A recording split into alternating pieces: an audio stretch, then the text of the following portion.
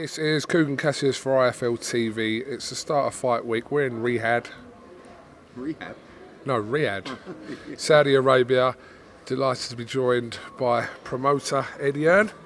What's happening, you scumbag? All right, son? You alright, mate? Yeah, I'm good. How are you scumbag? Yeah. Scumbag. You've been called worse, to be fair. I've probably called you worse. I don't know, how many years am I deep in the game? 15, 16? Yeah, listen. I've got skin like a rhinoceros, mate. You can't affect me. And I'm cold. Stone cold. Yeah, so it's just all part of the show. It's like, you know, I mean, some might find that personal. I think some did, and that's still being dealt with. But for me, until it gets personal, it's all fair cop, isn't it? Like someone said, what do you feel about Chris Eubank Jr.? Nothing really. I just think Geezer's a plonker.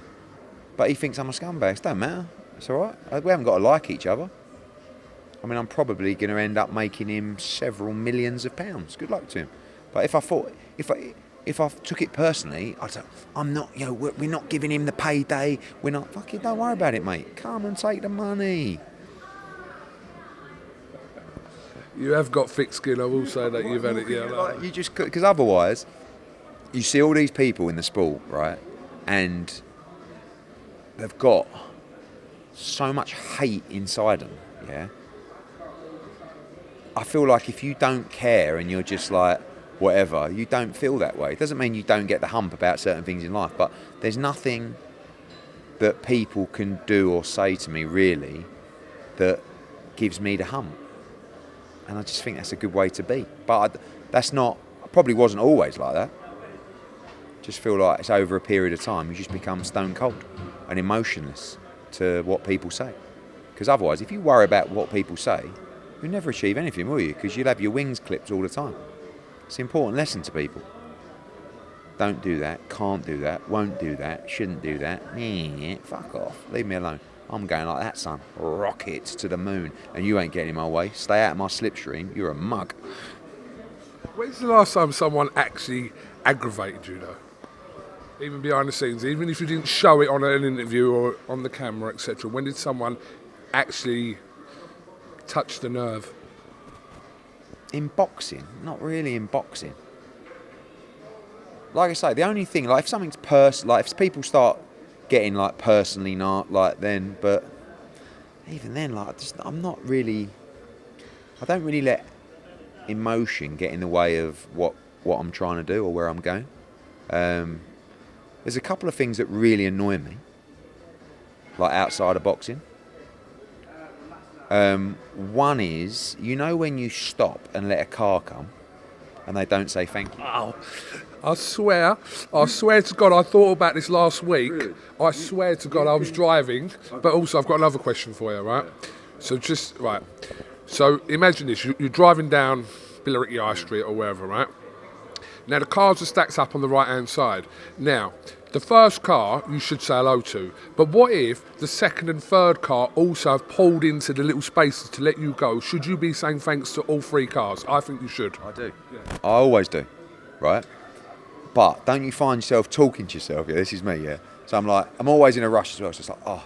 And then you see the gap and you think, I've really got to let them through. So you go like that, and they come through, and in my head I'm going, you fucking better say thank you. Wanker! Like, you know what I mean? It's like, oh my God, they're not going to say thank you. Are you having a, I'll find myself going this. Oh, thanks, mate. Yeah, you're right. Yeah. That annoys me. Obviously, opening the door for someone and they don't, like, say like someone's coming the other direction, same kind of thing. Hey, mate. Oh, yeah, no problems. Yeah, no, you're right. Yeah, I'd do that. So that annoys me. The one thing that massively annoys me is people that are rude to people. In restaurants and stuff like that. I hate that. Like you see some people, the way they talk to people, that annoys me. What else annoys me? Oh, yeah. When it's night time and you're driving back from a show and you just want a chicken salad sandwich and a packet of pickled onion and you pull into the petrol station and the poxy door's shut, and you've got to go into the, you know, like the thing, and you, all right, mate, can I have a chicken salad sandwich and a packet of pickled onion Monster Munch? What?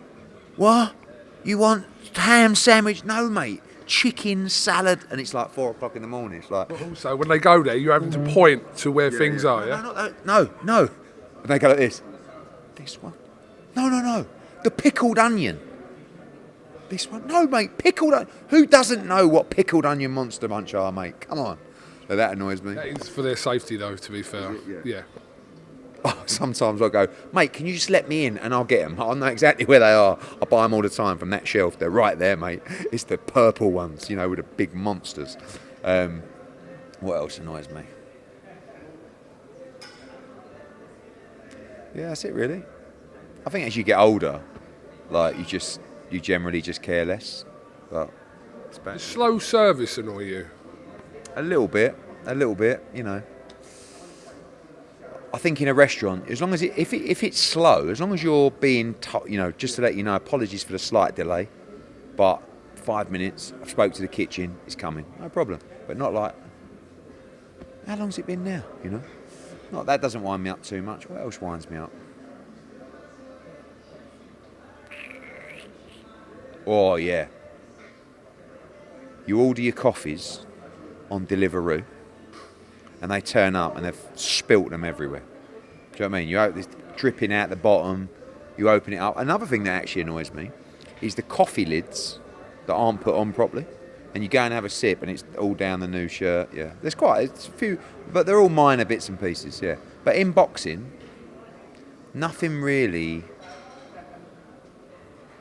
like people who have not got a clue what they're doing, talking to you.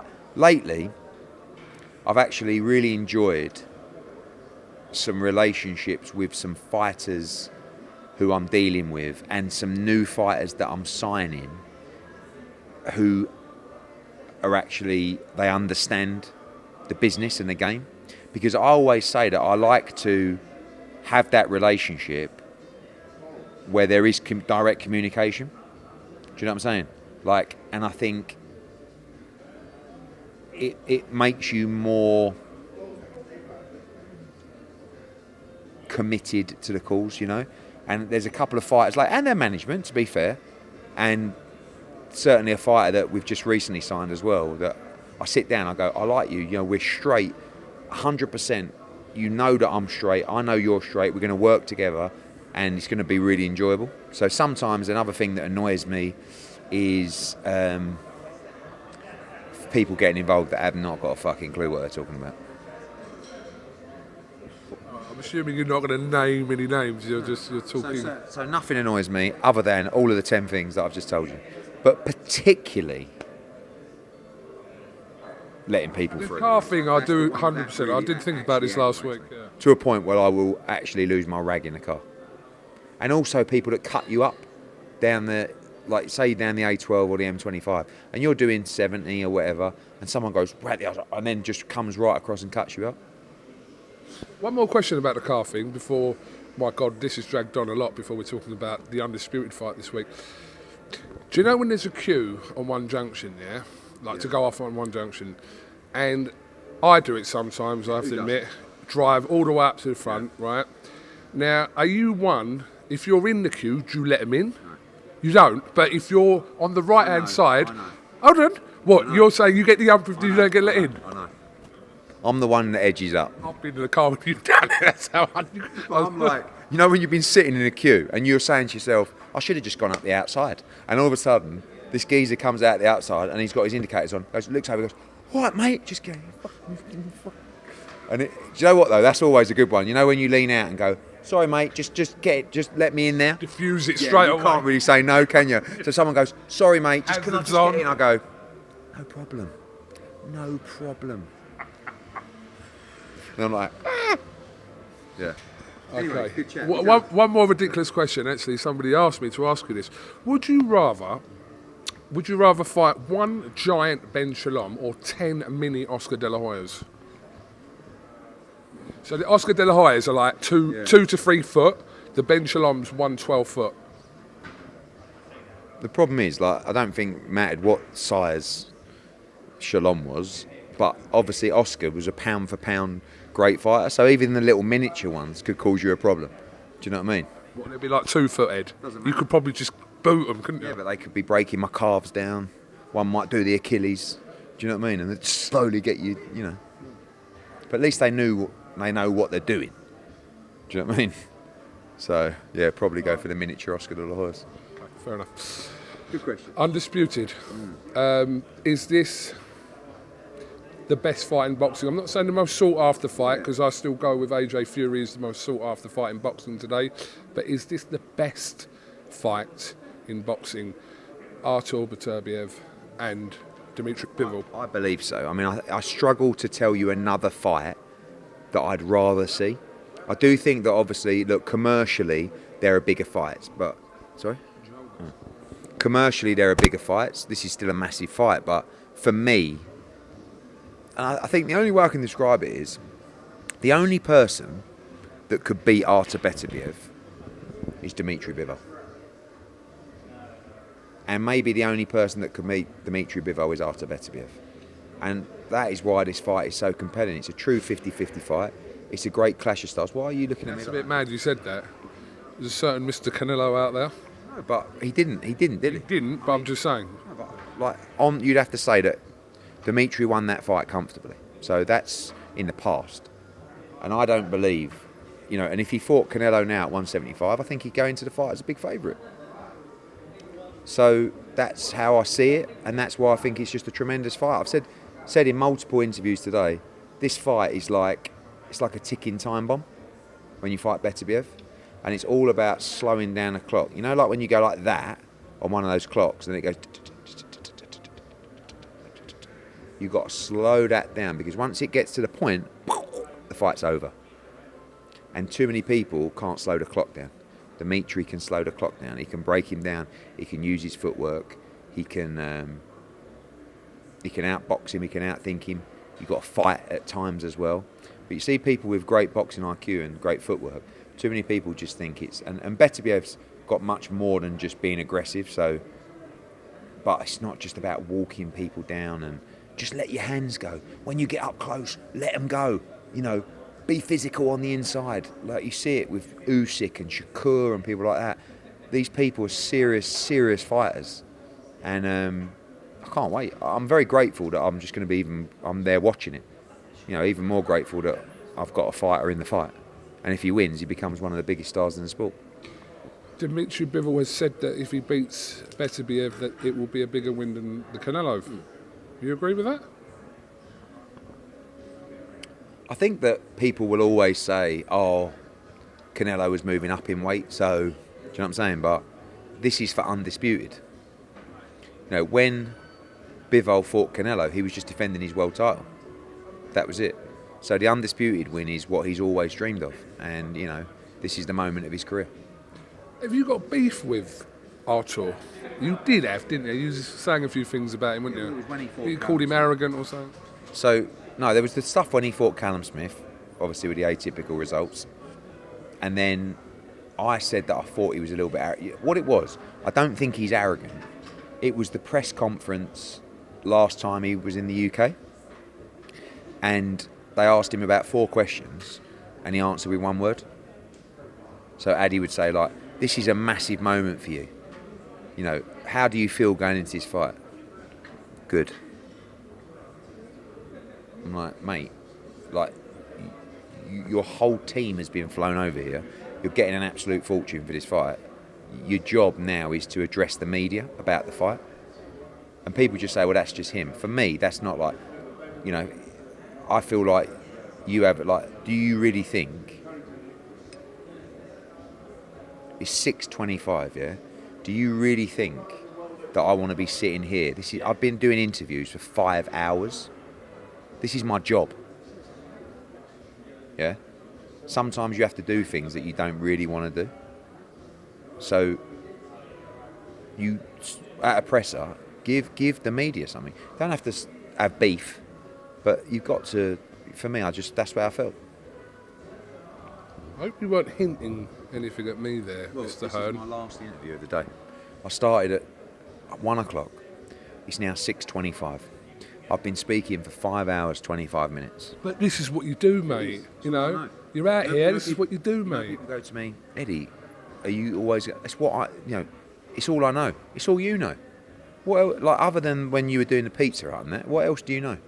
Or was it Subway? No, it was Pizza Hut. You got it right. Was it someone else as well, or just Pizza Hut? Pizza Hut. 6 years. So you got two choices.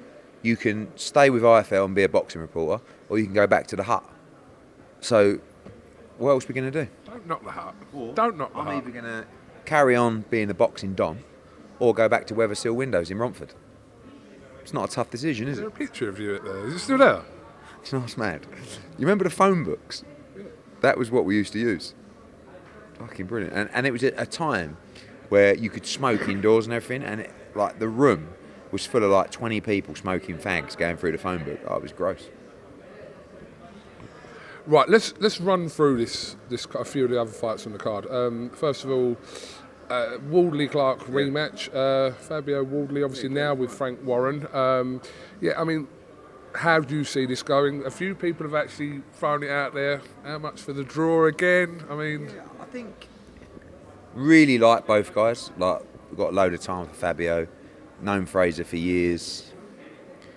I think Fraser's conditioning is going to have to be better in this fight. I worry a little bit about Fabio's nose. You know, it's a bit of damage there last time, and sometimes when you got that little niggle and injury, it's like Brian Rose. Do you remember him? Like every fight after 2 rounds, it was like, here we go again. I remember Brian Rose. Me and he used to drive up to Blackpool every couple of months to the Winter Gardens, mate. Do you remember Brian Rose's nose more than just Brian Rose as a person, who's now out here full time? He's taken over the gym there. Yeah. So Fraser's got to do a little bit of damage early, but Fabio's very sharp early. I think I lean towards Fabio because I actually think the experience that Fabio got in that last fight will really help him, because I don't think he's had that kind of fight before. So best of luck to both. Don't really want to make a pick. May the best man win. Sky Nicholson and Raven Chapman. Difficult fight for Sky? Yeah, I mean, I think the bookies have got her a wide favourite. I think she's definitely a favourite going into the fight. It's what I said earlier about, about the foot movement and boxing IQ. People just keep saying, oh no, what you got to do, you just got to walk her down and let your hands go and rough her up. Like, that's what everyone said they've got to do, and no one's won a round. So I think actually the style is perfect for Sky in this fight. And you've got to remember as well, I think some people don't realise how long she's been boxing, her achievements as an amateur. She had like, I don't know, over 140 amateur fights. She's Commonwealth Games gold, Olympian, world medalist. She's boxed everywhere against every style. So I think hopefully she'll get the respect she deserves after this fight, because if she wins this fight, you've got to put her on the levels of, Michaela Meyer and Sandy Ryan and Jonas and all these, Chantel Cameron, and I think she'll win in style. And we need the Matchroom win, because we made another fight yesterday, Matchroom Queensbury, fucking brilliant fight. And UK or Riyadh? We'll see, but it's UK fighters. But I'm just enjoying making these great fights. I can't influence the results. Like the whole thing is like people almost happy when we lose ones, like old Oscar. But we're giving these massive opportunities to our fighters. Now, if you're not good enough, you ain't going to win. But the tide is about to turn. And hopefully, we've got 3 fights made now with Matchroom v Queensbury, not 5v5 related. And I'm looking for the clean sweep. Okay. We'll come on to that again in a second. What chance should you give Jack Massey against Jay Opataya, who people regard as the best in the weight? Look, he's a big underdog, but at the same time, he's tough. And it's a Brit fighting for the world title. I think Jai will stop him late, but he's very tough, Massey. Yeah. And he's going to be a handful, But Jai's got to get that one and then move on to unifications in 2025. How much of a test will Kamil Seremeta be for Chris Eubank this weekend? None, really. I mean, with all due respect to him, it's a gimme fight.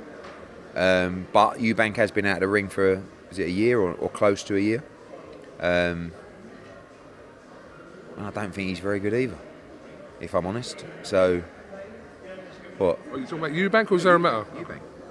So I don't think it will be a horrific mismatch, but he'll win. He'll win comfortably. All right, so let's just jump straight into it. He comes through the Zerometa fight. What is going on behind the scenes? Obviously, you said to me that you don't expect Conor Benn to be in action this year. So early next year, could we see, in the first quarter of 2025, could we see Conor Benn and Chris Eubank? I mean, Conor's got a lot of options. Sure, Chris has. I don't think he's got as many. Certainly hasn't got as many big fight options. But it is by far the biggest fight for both. So, listen, Eubank's team's reached out to me in the last couple of weeks. They want to make the fight. I do think it will get made. I do. Conor's coming on Saturday. So let's see how Chris looks. See if a deal can be reached. But for me, you know, probably the biggest fight in British boxing. Do you think that Canelo would revisit the idea of Eubank again, or is that moment gone? I don't even think that was really a thing, but he hasn't really got a lot of options, Canelo, at the moment, unless he fights Benavidez, Bivol, whatever. So, you know, maybe, but I don't think so. Okay, right. I'm just going to throw something out there. Do you know February? Yeah. There will be a Riyadh season card in February, yes? Is there a possibility that that card could feature AJ and Dubois in February? Yes, there is a possibility. Is there also a possibility that that card could feature AJ Dubois plus a Matchroom Queensbury 5v5? Well, it wouldn't necessarily have to be a plus, would it? Because AJ-DUBOIS is a matchroom winner. Like, you know what I mean, like a 5v5 and AJ Dubois. Anything's possible. Anything's possible. What is the date penciled in for February? Why? Because I'm wondering. Let's ask you. A Saturday in February. All right. Towards the front or the end? Could be anything. Are you going to make an announcement about a show at the end? No, you and His Excellency Turkey Al-Sheikh? His Excellency will make an announcement if there is a fight to announce. So obviously this week we may be required to make a decision on the AJ-DUBOIS rematch. Maybe. We shall see. You have gone on record as saying that if this fight happens, the rematch between AJ and Dubois, it will definitely happen in Riyadh. Is that accurate? I think that's where the discussions are taking place at the moment, yes. Okay. But you're telling me that you haven't definitely decided, you as a team, as in Team AJ... We haven't been asked yet for a final decision, no. But it will be incoming. Do you have other options there, possibly? Always. Are you waiting to see the outcome of Fury and Usyk, or haven't you got that long to wait? No, we will be making a decision imminently. So it's already done, but you're not telling us that's yet. No, there's no decision yet. Did you see Fury's kind of comments about Joshua over the last week or so? Yeah. I mean, one day he's a muscle building dosser or whatever he is, and the next he's 100% going to fight him. Who knows? I hope he's true to that, and I hope that we can one day get that fight. But obviously the immediate concern is the next move. I think you made some comments in regards to Ben Davison as well, and AJ be happy to working with Ben Davison again. I don't know why everyone's always jumping on the train as soon as there's a loss. It's crazy. I'm getting questions, is AJ staying with Ben Davison? It's like, yeah. Well, the camp was great. Like, he didn't box very well. Dubois was great. Get over it. Things are good. Go back to work and crack on. Got over the 21st now. Is it out your system? Like, listen, it's just part of the ups and downs of life. So you never have to put it out your mind. It's got to burn you a little bit. Like, for AJ, that's got to burn him a lot. Because if it didn't, he shouldn't be in the game. So yeah, it's... I think defeats are never good. No one wants to lose. But they're good for the soul sometimes.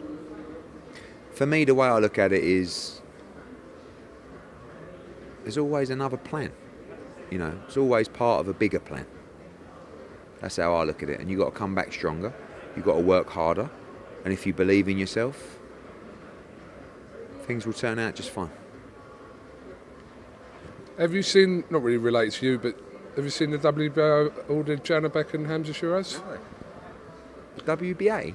WBO. Oh, right, good. Parties have 15 days to agree a deal, then purse bids. Great fight. Do you think Team Shiraz takes that fight? I hope so. Great fight. It's a great fight, very dangerous. Go for it. What's everyone in the sport for, eh? Listen, Hamza's a very good fighter. I guess, is it a little bit too early? Fuck it, roll the dice, come on. Janabek's not got long at 160. Great fight. Good luck. So, you and De La Hoya, your thing went viral the other day. Had a lot of traction in your impression, but it's just part of the game, isn't it, like you said? Yeah, I mean, it's great for me. You got to remember, I'm building my profile in America. De La Hoya's a big name in America. Him and Golden Boy have spent the whole day writing a script, editing the video. It's incredibly humbling. Hopefully he does another one on Thursday. But I was reposting it. I think it's great. I mean, it's, you know, but it's just, do worry about him. But I don't know why, I don't know. I don't know where it all stems back to or what I've done that makes him hurt so bad. Like, because this is a different kind of, you know, like, he'll see me and he'll be all over me, right? Eddie, hey, hey, hey. And then, like, just this thing, I don't know. But I hope, you know, I don't like the, but pain, it's pain, you know? And I always said, like, I don't know if they have a restraining order in America, but I don't know if we need to look into it or something, but just hope he's okay. You're right. Yeah, I feel bad. I feel, you know, you know, you think I enjoy taking people's soul. Like, I don't, and it's not even I'm not even, this is the weirdest thing. Like, if I wanted to take De La Hoya's soul, it's like a walk in the park. I've not even tried to take his soul. And I've extracted it. Do you know what I mean? So, I don't know. I hope he's okay. Will you be present for any reason at the Latino night? Possibly. Do you have any involvement fighter-wise on that card? No fighters, no. It's a Queensbury show, and obviously with Golden Boy fighters. So yeah, but I don't have any fighters on the card, but I might make the trip. Interesting, because obviously that's his thing. But I heard you talking earlier about a potential Golden Boy versus Matchroom, and you said that your words, what fighters have they got? That's what you said. I don't mean, but let's be honest, yeah?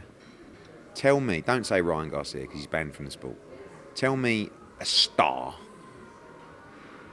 right, that Golden Boy have, who can rack up 8, 9, 12, 15,000 crowd. What do you think the best they've got is then? The best what? The best fighters that they've got. Tell me the 3 top fighters you think that Golden Boy have. Virgil Ortiz. Yeah. William Zepeda. And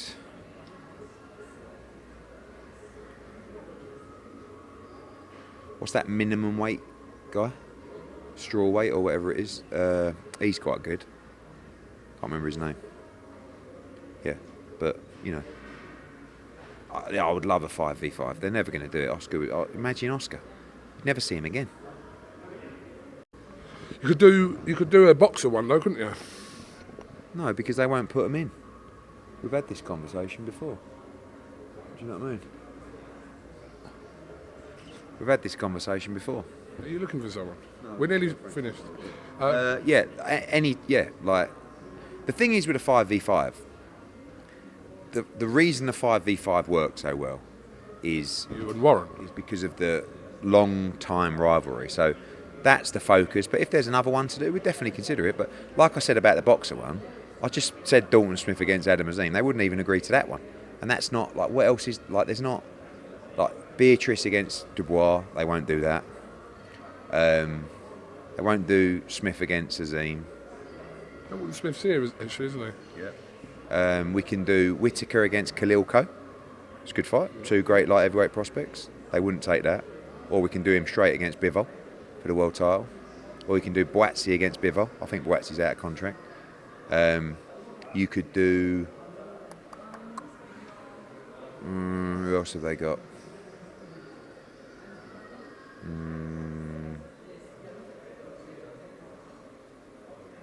Billum Smith against Opatai, if Billum Smith beats Thingy.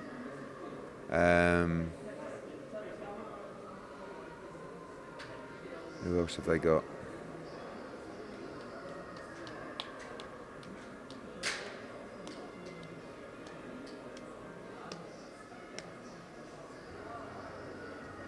Yeah, well, I'm sure there's fights. I'm trying to think what actual heavyweights have you got?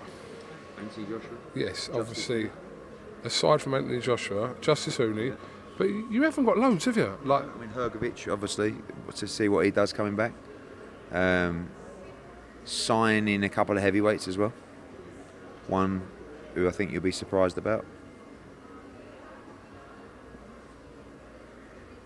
Right.